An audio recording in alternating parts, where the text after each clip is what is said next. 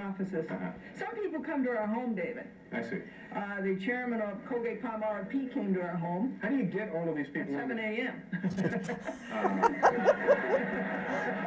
And I guess you were steamed, huh, that he was there so early? Well, the thing that interested me about him, David, was that he did his own marketing research, and he went through all of our cupboards to see if we had any Colgate-Palmolive products. Mm-hmm. And what did the research turn up? Zero. Zero. He didn't look under the sink cupboard where he would have found something. He didn't go into the bathroom cupboard. He really would have found something. Now, tell me about the show. What is the format? When somebody tunes in, what do they see? They see where were you born, where'd you go to school, what were your jobs, what is your present work like, and what advice would you give a youngster to get started on such a career today? So it's an interview show primarily? Yes, that's what we asked Mr. Wright. A half-hour show, is it? Yes, isn't it amazing what the public will stand? And is it on once a week? Yeah, oh yes. So how many years have you been on the air? Well, I've been on television 35 years, but that show's been on the air a year and 3/4. Mm-hmm. Are you hoping that this particular show will maybe grow, perhaps expand, maybe get to a network status or a local TV station or something? Well, I sort of doubt that. You don't think that'll happen? Well, you sure have the wardrobe for it, you know. Let's take a look. Show me some of the footage. This is Robert Wright, the president now of NBC. You know, how did you get this guy to be on the show? Because we've asked him for years and years. Have you? Oh yeah, and he won't come on the show. How did you get him? It must be my good looks, huh? Yeah. Except I did talk to him over the phone, so that wouldn't have helped. No, I figure this way, David. He's a nice man, and he does want to help the youth. And that's what this is all about. He wants to help the youth. Yeah, that's what this problem... have we heard anything about that? He wants to help the youth? Paul, did you hear anything about Robert Wright wanting to help the youth of this country? Robert C. Wright? Yeah. Yeah, he wants to help the youth. I think he just... I think he's just looking to balloon the stock prices. I think that's about all we're into here. No, he's a very nice man. Very nice man. All right, now let's take a look at a couple of seconds from his interview on your show, okay? We have that here? Yeah. Robert C. Wright and Glendora. Helping the youth. Here's a chat with Glendora. And then we got General Electric acquired RCA, and then I came over from General Electric to become the president of NBC. That's how I got here. Oh, it's such an interesting career. And that's how you ended up in Fairfield, because I think General Electric's table was centered in Fairfield, wasn't it? Yes, I actually never worked in Fairfield. Oh, you never did? No, I've worked, most recently my office was in Stamford, Connecticut before I came here. Oh. Although I live in that area, but I didn't work I see, yeah. This is Mr. Robert C. Wright, who is the President and Chief Executive Officer of NBC, and he'll be back in just a second and tell you what his work is like to see if you'd like to aim for that as a career, and then he'll also give you some ideas how to get started in broadcasting in today's world. Yeah.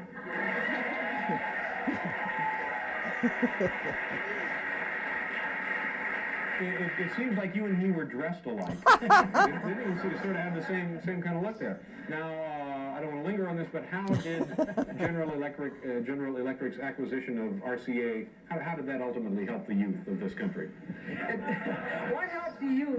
Mr. Wright telling how he got started, because he was at the same point. Yeah, he was at the same point in his development as the youth who watch the program we hope are in there. I see. Now tell me about your personal recipe for happiness. You're known as the happiness lady. Is that what they say? No. What do they call you? Glendora. Yeah.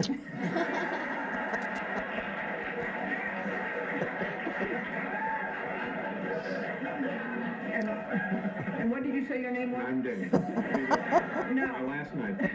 You are a very good interviewer. Thank you. And I'm going to recommend you for a raise. Thank you.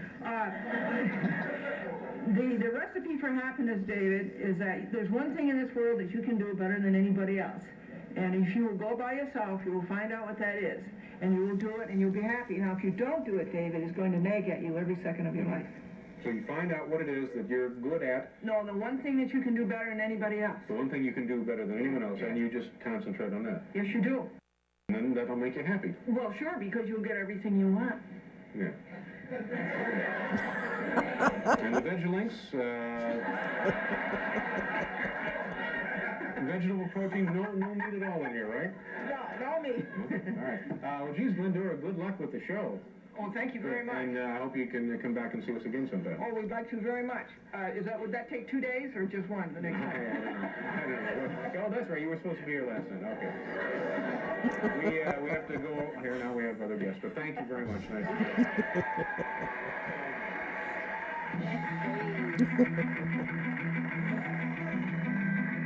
So he was pretty cool. Cool. Yeah, that's That's He was cool. a newspaper reporter for 27 years. Now, and he that's the every rest of the article that he 4,000 wrote, show. And he takes them all in green binders. And Then so do you that just want me archive is to preserved. let that roll, And then so over you'll here have a are copy, recent huh? legal papers. Or don't you need the 4,000 No, show? if you could give Sure. me the whole copy, that would be great. All right, that's what we'll do. Yeah, that would be terrific. Where does it say legal paper? Okay. Yeah, because And then then maybe we could use some of this in the the piece clothes about you. are over here. Yeah, well, okay. Yeah, so we don't have to reshoot. Did I get up too soon? I'm sorry. CDs. All right, and so we'll just turn this down, all right? So that we can, The other one, And to the over, right. this one? we Yeah. just go straight down the, what we Yep, call. there it this is. the trailer. Yeah, this would be great to have this footage too. Yeah, you can have that.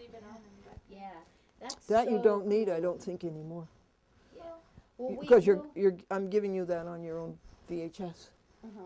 Okay. So interview-wise, so I wanted to see, if, we could set now you up in this chair and then do more of a formal interview.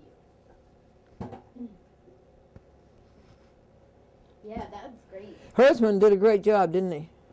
Yeah, he did. Yeah, he did it. Yeah, he did a wonderful. He's started working for Cablevision. Oh, at least 25 daylight. Mm-hmm. He didn't have any light. This camera doesn't really pick up. You know what his was? It was a Canon Mini DV. Oh, okay. $300, and I think yours is The 20. problem is that the ND filter was on. Wait, was off. It was on. Oh, jeez. That's what the problem was. Now it's way over. Okay, just a little more adjusting to do. Oh, you found something that correct? Okay, sorry. Thank you for your Happy. patience. Okay, so some of the things that I wanted to know is, about your show, but also about you and your story. So I guess the first question I want to ask is, who is Glendora? I am the fourth child of my mother and father. And my name is Glendora Vesta Folsom Buell. And I was born in the state of Maine, in Aroostook County, 18 miles from the Canadian border, 40 degrees below zero every night in the winter. And we migrated to Lincoln, Maine. I'm too low. And then to Bangor, Maine, and then to Springfield, Massachusetts. And I was graduated from classical high school with a classical education in the year 1946. And I was the president of the senior class because I told such good jokes in the junior class. And I won the presidency by popular vote by a 60% plurality because they liked the jokes. And it was a whole joke on the school because this was a very sophisticated school, and all of their people went to Yale, Harvard, Mount Holyoke, Smith, all the Ivy League. So it was a great shock to the stuffy principal when I was elected president of this prestigious class of 1946. Do you remember the joke that you told? Oh, many of them, yeah. Can you tell one of the jokes that you remember from high school? No, I can't. I bet But you I it'll can. come back. But I can tell you lots of other jokes. Okay. Okay. I don't like that glare. It was a glaring joke. If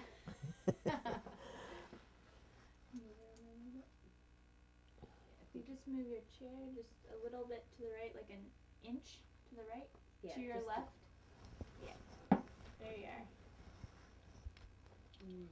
Or over. Gosh, right this way. A little bit more. That way? Yeah. Did you ever try doing up your hair on a television screen? Did you ever try doing up your hair? 'Cause, you know, it's very different than the mirror. You know, Oh, you do yeah, you do your hair up in the mirror, but you can't do your hair up in a television screen. Okay, this way a little Yeah, bit. a little bit more. 1, 2, 3. There, that's good. Vicki, would you have time to press the 2 off buttons up there? Your videotape is made. Can you reach it up there, Lauren? See the off? No, on no, up on the VCR. Oh, okay. Yeah, now it's the one that says Sony. It's the Sony. You see the Sony? Press the off button. Yeah. This one? No, it's right in the front of it. You want me to do it? Samuel. Off. The bottom button. Stop. The Sony. The Sony one, you said? Yeah, let me just. Stop. I can't. Yep, I'm she wired. got it. She got it. And did you get the one underneath it, honey? That's your dub. Yes, you got it.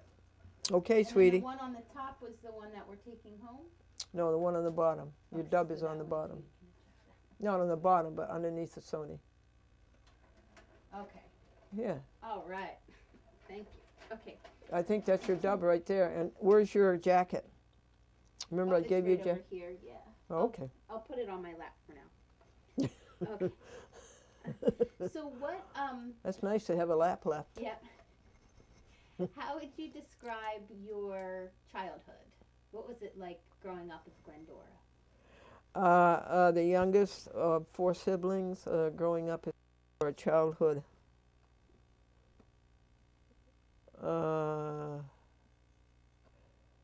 Oh, we were in the Depression, folks. Yeah, we were growing up during the Depression.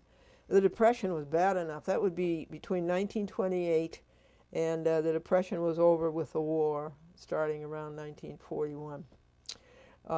And in the state of Maine, the Depression was worse than it was in Pennsylvania or in Hawaii. It was very bad, very tough, the Depression.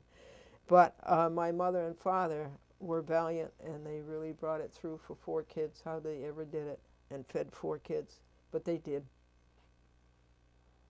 And what did your parents do for a living? In those days, mothers stayed home. But my father was a barber, and that's why I'm such a good talker. You know the jokes about barbers? Yeah, that they talk all the time, you know, Oh, barbers yeah. talk all the time.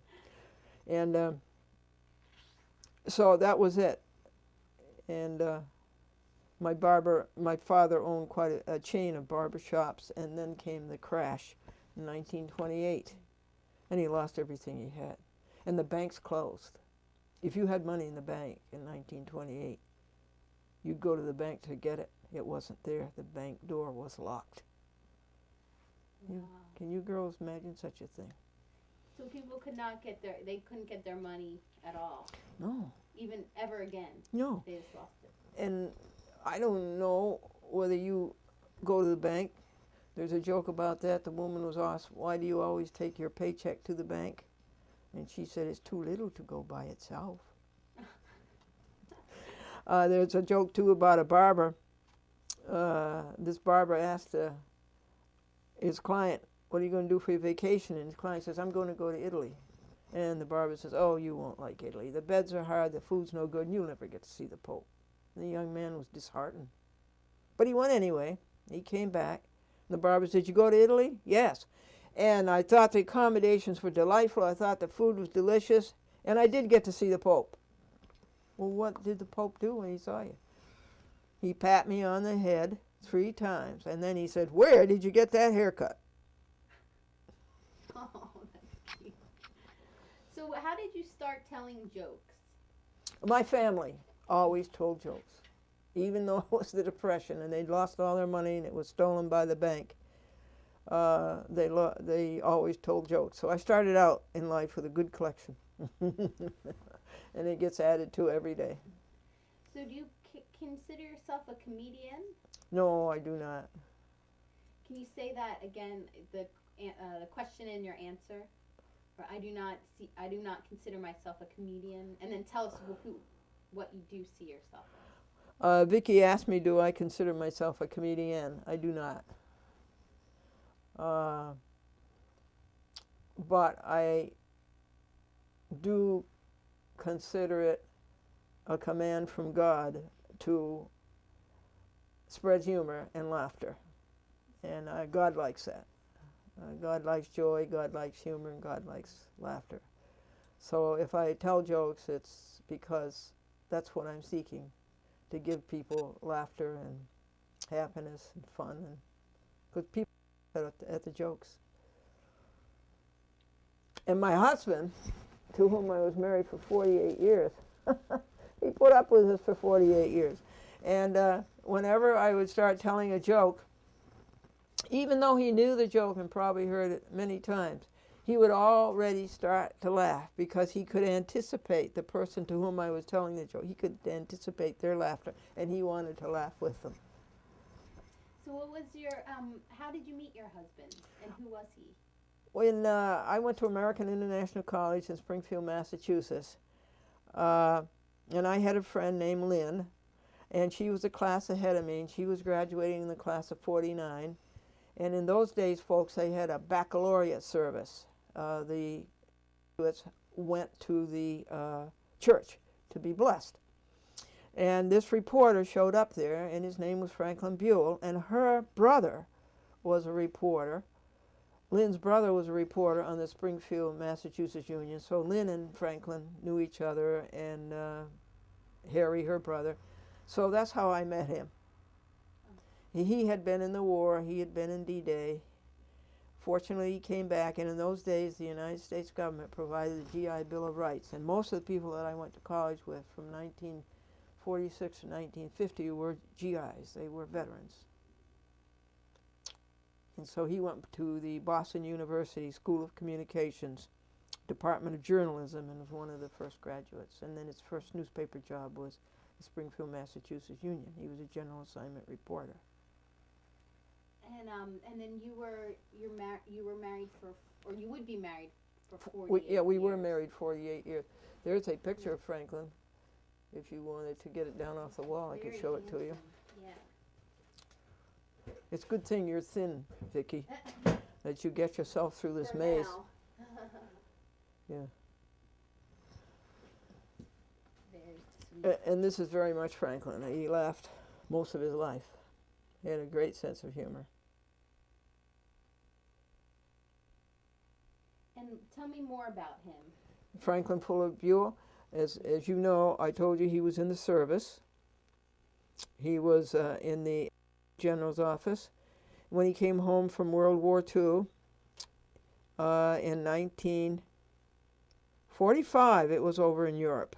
He was in D-Day, which was 1944, June 6th, and he came home on June 3rd, his birthday, in 46. Can you imagine that terrible war was over after the Yanks went in 1 year? It was still going on in the Pacific. But the generals all liked him because he could type and take shorthand, and the generals used to fight over him. And they told him, they were very paternal to him, and they told him, the government will be making some provision for GIs after the war for education. You watch, and you take advantage of it. He was a very shy person, but he did, and he went to Boston University. And you two never had children? Well, we had them, but they were noisy and expensive, so we got rid of them all. Where did they go? Never inquired. So when did No, we never had children. that uncomfortable, should I laugh or not? It's Glendora, you should laugh. So when did he pass away? In October the 18th, 2003. And he, I don't know if you could see that sign, but he asked me to call all of his friends and relatives, and I did. And for some reason, that night, I started counting the telephone calls, and I made about 12,600 since since October the 18th, 2003. 2007 now, 4 years later. All righty. And so the day of his death, that's when you started tracking the phone calls. That's when I started counting, enumerating them. That's interesting. It is. That's also a ministry, girls. Because many of the people I call, I don't know, many of the people I call want somebody to talk to. And when things are not all upside down, wrong side out, and backwards, I probably do 300-400 calls a week. And Many of them came from the TV. So many people call me from the TV. From Manhattan, for instance. A man calls me up from Manhattan and says, "Oh, I saw it this morning at 8:30. It's good to know that it was being cable cast." so tell me about a chat with Glendora. How did you start that show? When I was around about 22, 23, I am like most kids you see. They had no idea what to do with this great life that God had given them. It's a funny thing. God gives you such a precious gift as a life, and you don't know what you're going to do with it. That's really kind of sad. And so I said, I've got to sit down by myself, and I've got to think, and I've got to find out what I want to do with this great life. Only at 22 you don't think it's so great. Now I know it's great. And it kept coming up television. Television. But television, so this is 1951 or so, folks. Television had just started. Television really got cranked up after the war in 1948. I'm talking about broadcast television. Cable had never been heard of. This is broadcast television. And it just dominated the lives of Americans. You know, the rabbit ears up on the, not rabbit ears, the antennae up on the roof, you know, all over. And people didn't eat in the dining room anymore. They ate at TV tables so they could watch. And during the commercials, the city water use would go way up because everybody went to the bathroom at the same time during the commercials. And those then were Milton Berle and John Cameron Swayze, and it just kept coming up television, and the resistance was, you know, it's so hard to get into television. You know, you're not going to make it. So few people make it. But I couldn't be happy, and it kept nagging at me. And as I told David Letterman, unless you do it, it just keeps nagging at you. So I went to work for NBC Hollywood.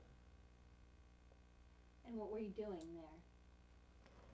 Well, you can't get into NBC or CBS because it's like trying to get into the castle or the fortress of Henry VIII, this being Christ the King Day. You can't. And so I saw that the University of California at Los Angeles was giving a course in TV writing. So I took that course, and that got me in the door. They were giving it, by the way, at Sunset and Vine, Hollywood, where all the big stars originated from. Bob Hope and Red Skelton and Fibber McNally, Burns and Allens, Jack Benton. Do you know any of these names? No. Bob Hope. Bob Hope, okay. And, well, we'll have some older people perhaps talking with us that they will remember all those big names. Red Skelton, Dragnet, you remember that, Jack Webb. They were all coming from there. NBC Hollywood, Sunset and Vine. And across the hall, folks, from the class where the TV writing was given was a personnel office. And during our break, I went across the hall and I talked to the woman there. And she got me a job, to answer your question, in the script service department. running the mimeograph machine. And one night, you remember, okay. One night, the boss says, take these scripts up to Studio A. Take these changes up to Studio A. And so I was running up the stairs down from the basement, and here was a man, and he was kicking the canteen machine, the canteen candy machine. And he said, I put my nickel in there, and I didn't get my candy bar. That tells you how old it is. You know, this is 1952 or so. That man was Robert Young. He was there that night doing Father Knows Best on the radio. He also became Dr. Marcus Welby, Robert Young. Isn't that funny? That is funny. So what did you say to him? Oh, well, nothing. I just commiserated with him and told him how bad that was. And then I went on my way to get those scripts up to Studio A. And what kind of scripts came in and out? Dragnet, One Man's Family. You remember that soap opera? Mm-mm. We got to get older interviewers, folks. We got to get older Well, interviewers. tell us about it. Well, One Man's Family had been on the air for years, sponsored by Miles Laboratories. Speedy Alka-Seltzer. It was a soap opera. And it was deeply beloved by a huge amount of Americans. It was a radio soap opera. And Bob Hope show came from there. Red Skelton, Jack Benny, Fibber McGee and Molly, Burns and Allen, and that was it. That was the hottest stuff in the world in those days. Is that what you meant? Mm-hmm. What kind of scripts were they? Oh, this is interesting. One of them was You Bet Your Life with Groucho Marx. And did you remember how Groucho Marx did all these ad-libs, you know? Mm-hmm. They were not ad-libs. We read them in the script before they went up to the studio. You don't remember that? George Fenneman and the duck coming down when you said the magic word? You all that? It was revised. Okay. Oh, wow. Well, this is good to talk about things people don't remember or didn't know. Yeah, then it encourages us to look it up. And Groucho Marx, you know, was one of the star comedians of all time. He was a very serious man, and he was very polite. I was standing at the artist entrance one night, and my back, I was looking out front, and my back was toward the corridor, and he came out through the artist entrance, and he was saying, good evening, pleasant evening, isn't it? He's a very serious man. Bob Hope was quite serious, too. So tell us about the Bob Hope experience with the radio. I guess the television thing started, even though it was radio in those days. Television hadn't been heard of. But in 1939, 40 or so, Bob Hope was on the radio and extremely popular, and people were talking about him. And I got interested in it, and I listened to the Bob Hope show on the radio. And I started writing down the things that I heard, and I started writing down the jokes. And then I started collecting pictures of him. In those days, folks, the scrapbooks were this big. And so I had a fan scrapbook of Bob Hope, and it was this thick. It was all pictures of Bob Hope, and then I had volume 2, and then volume 3, and volume 4. When I went out to Hollywood, I said to him one night at NBC, I said, I have 4 scrapbooks of pictures of you. Do you want them? And he says, yeah. He says, take them out to my office in North Hollywood, which is where his home was. He also had a home in, where was it? Very famous state. Was it Nevada? Anyway, that was later. And so he said to his agent who was standing there, he says, she's got more pictures of me than you have. And so that's how it came about. And then do tell jokes at the end of his radio show after it had gone all over the country from NBC Hollywood. And he let me tell the jokes on his after show. And what year was it? That would be 1951 or 2, circa. 1951 or 2.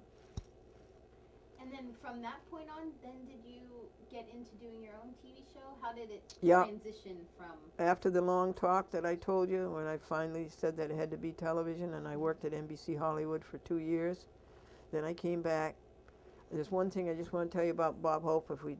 I did give him, when he showed up in Rye, New York, We have 2 minutes.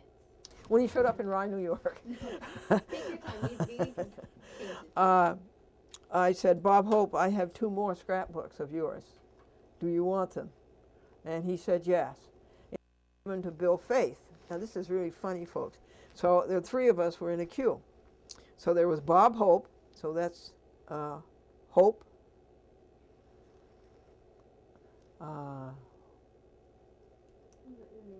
Oh, okay, here's how it was. Yes, this is Jane Dean, Doug. Come on in. He said, yes, he did. He says, give him to Bill Faith. So Bill Faith was up there. Bob Hope was behind him, and I'm Charity. So we had Faith, Hope, and Charity, and I did give him those things. Yes, let's get our other camera. Yeah, let her in. Yeah, you want a picture of Daisy Dean? That's our camera.